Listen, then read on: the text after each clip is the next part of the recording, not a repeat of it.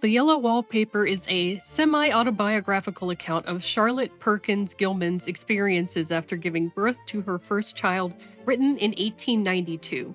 The novel is stylized as journal entries following an unnamed female narrator and her account of being treated for what we now know as postpartum depression/postpartum psychosis. She is prescribed rest cure by her physician and is confined to the upstairs attic in a dilapidated mansion that she and her husband had rented for the summer. She is kept away from her baby and as part of rest cure is not allowed to have any sort of mentally stimulating activities like reading, sewing, and writing. Nothing but the eponymous yellow wallpaper to keep her from going completely insane at first. As the novel goes on, the narrator's accounts become more and more unhinged, and she starts hallucinating that there is another woman trapped on the other side of the wallpaper, and feels it is her duty to set her free. At this point, the writing style also changes from journal entries to a typical first-person point of view. The attic is old and barren, the windows are barred, and the wallpaper is torn, and the color of the wallpaper is dingy and sickly. The narrator is imprisoned upstairs for weeks on end. She constantly asks her husband John to have any sort of interaction from the outside world, but he denies her again and again, insisting that it would be too stimulating and do even more harm, and that she has no reason to be acting or thinking the way she does. Weeks turn to months, with nothing else to keep her company or rouse her brain and body of practically nothing. The narrator studies the wallpaper and notes its strange, almost alien-like patterns that seem to shift with the lighting and the weather. Eventually, the patterns take the shape of the shadow of a woman trapped underneath. The narrator feels it is her duty alone to free her. All the while, it seems as though John will offer a bit of leniency and allows Jenny, the narrator's sister-in-law, to visit her and speak to her on occasion. However, the narrator becomes suspicious of Jenny and John's intentions, believing that they will try and prevent her from freeing the woman trapped inside the wallpaper. Her paranoia grows and she barricades the door as she frantically tears at the paper. John bursts in at the last minute and, seeing that the narrator has been freed, faints as she steps over him and exits the room.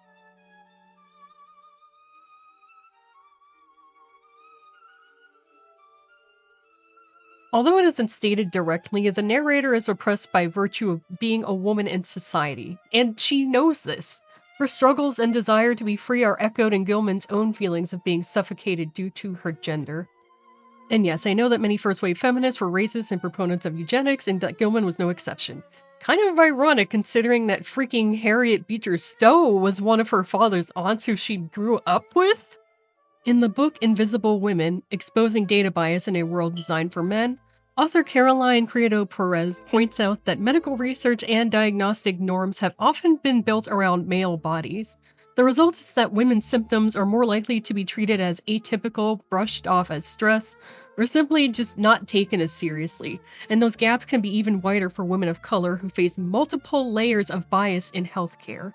Or just check out a couple of the dozens, if not hundreds, of threads on Reddit featuring women recollecting their mistreatment by doctors who seem to just not want to do their jobs. In The Yellow Wallpaper, Charlotte Perkins Gilman channels her own frustration with being treated as a fragile case instead of a full person. The narrator isn't just confined to a room, she's confined to a role. Wife, patient, mother, and nothing else. John's logic comes from a form of control. He names her feelings for her, minimizes them, and frames obedience as care. And when you're denied agency, kept from your child, kept from your work, even kept from writing, your mind has to push back somehow. That's why the wallpaper matters. It becomes the only thing she is allowed to engage with, and it turns into a mirror for everything she's being forced to swallow.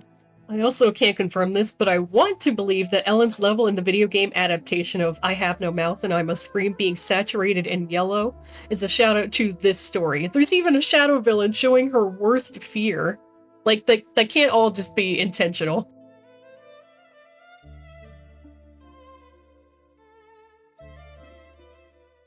What's your name? Andrea Yates. What's the problem? I just needed to come. Is your husband there? No. So what's the problem? I need him to come. On June 20th, 2001, Andrea Yates made a 911 call asking for the police to come to her home in Texas without explaining why. It was later discovered that she had drowned her 5 children, Noah, John, Luke, Paul, and Mary, and another episode of psychosis.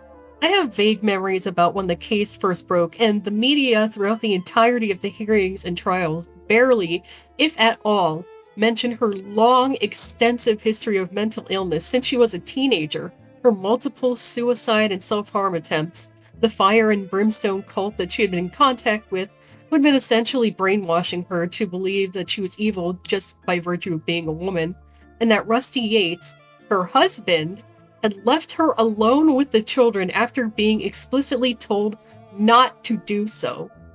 A lot of the talk surrounding the incident was just, this woman knew what she did was wrong and she's lying about being mentally ill during the murders. Death penalty.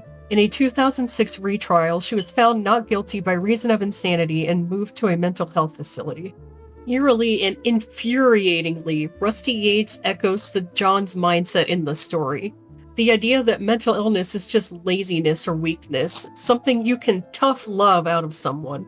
But that dismissiveness isn't neutral. In both real life and in the story, it becomes fuel for the spiral, because the person suffering is trapped in a system, sometimes multiple systems, that refuse to see them clearly. As mentioned earlier, the narrator suffers from what we now know as PPD/PPP, or postpartum depression/postpartum psychosis.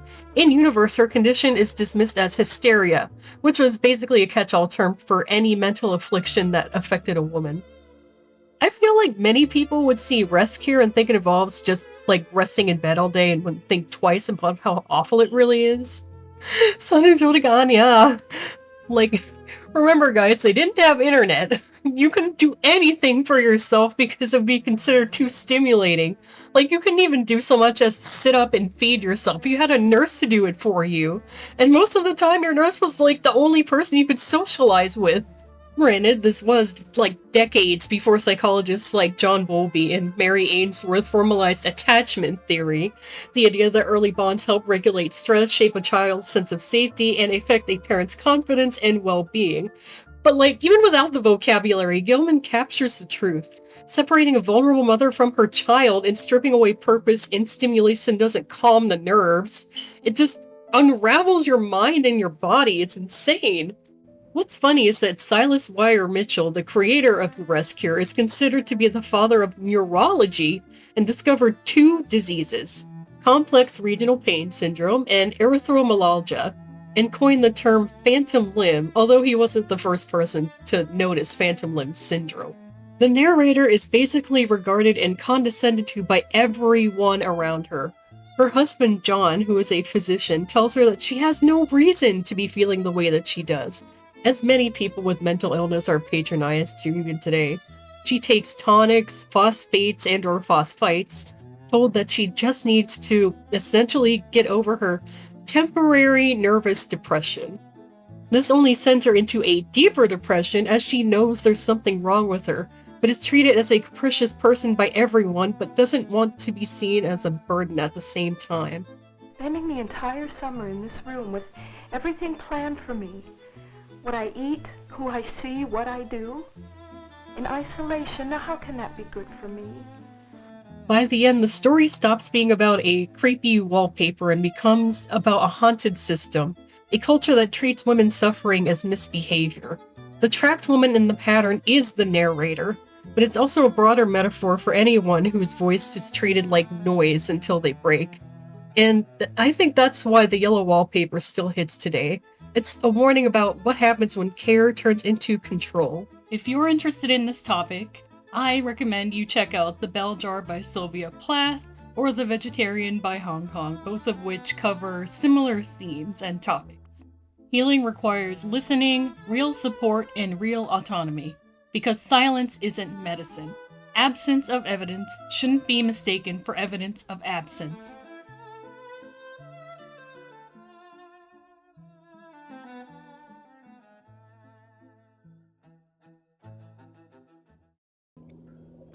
Yeah, well, I think you're ugly. Yellow is ugly.